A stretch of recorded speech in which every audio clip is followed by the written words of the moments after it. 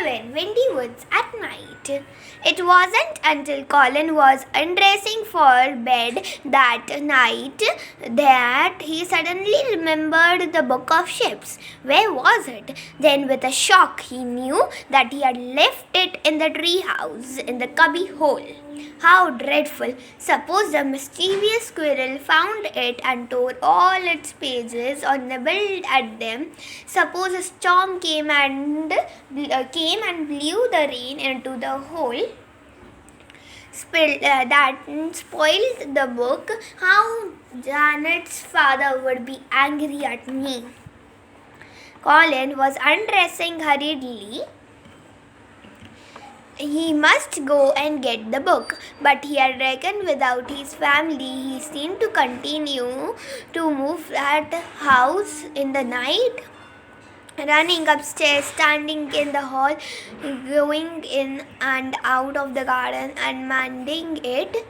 Colin sat by the window till 10:30. Would his tiresome family never go to bed? That sounded like Granny's coming upstairs. It wasn't until 11 o'clock that Colin is safe to slip out of the house. He got safely up the garden and jumped in the owl and hooted. Suddenly he stopped. He knew that the way to the dark tree. It was almost night now, and the woods would be pitch black. Colin felt nasty, a little slapped of fear. It wouldn't be really very nice in the windy woods at night. Suppose he missed the way or he didn't find the tree and got lost. He was really that he would be an awful idiot and his mother would be worried and cross. He had to pass Peter's farm on the way. He wondered if Peter was awake. If he was, he would go with him and was sure. He stepped in Peter's garden and made quietly his way through the farmhouse. He knew that Peter's bedroom was. The farmhouse was in complete darkness.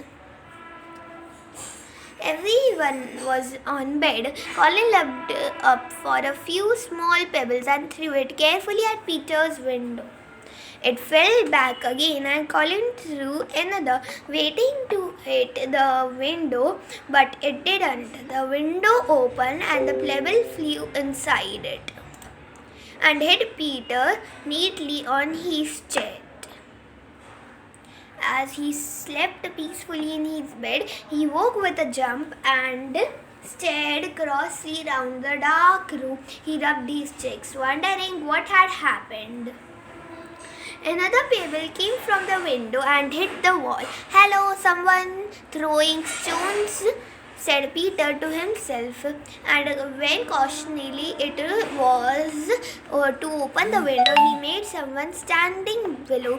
"Who it is?" whispered Peter loudly as he could, without too much noise. "It's me, Colin," came a whisper below. "Peter, listen, I have left your father's book in the treehouse in the cubby hole. I simply must get it. When will you come?" "Oh, yeah, rather," said Peter, thrilled to be quiet adventure only.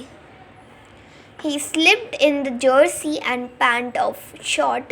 He shined down the tree and grew obediently outside the house. In the moment Colin and he were slipping down like shadows. Colin felt perfectly brave the moment that Peter was with him. "I was afraid I might not find the tree," he whispered as the padded along. "You're good in finding way, and I thought you would even know it is dark." "Yes, I shall.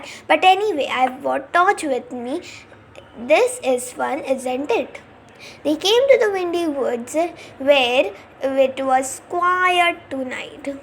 Very little wind was about and the trees make hardly any noise. The owl hooted Both the boys jumped. "I am glad I am not a mouse," said Peter. "I should be scared stiff when an owl hoots." They came to the tree. Peter went first to the shining torch down the tree who found it difficult to climb in dark. At last they came to the platform. They looked queer distraught as Peter's torch. "Now get the book," said Colin, and shone his torch in the hole and gave a sudden, "I say, someone has been again." Everything is to be very and mumbled up as if someone has been hunting for something, food probably. We didn't leave too much," said Peter. "Blue, I can't be it the squirrel. It must be someone who has discovered the tree house. Is your book there?" "Yes, thank goodness," said Colin. "Peter, who comes here? It's Mandarin. Can't think," said Peter, and heard a sound, an astonishingly very small sound indeed. It came from somewhere near the tree. "Did you hear that?" whispered Peter. "It sounded like a tiny mew, but there can't be a cat up here." He swung his torch round to see if there was a hidden cat, and suddenly Colin pointed silently. The light of his torch was a pair of bare feet. Someone! It is sitting silently on the branch above them. His feet was showing the torchlight. Who could it be?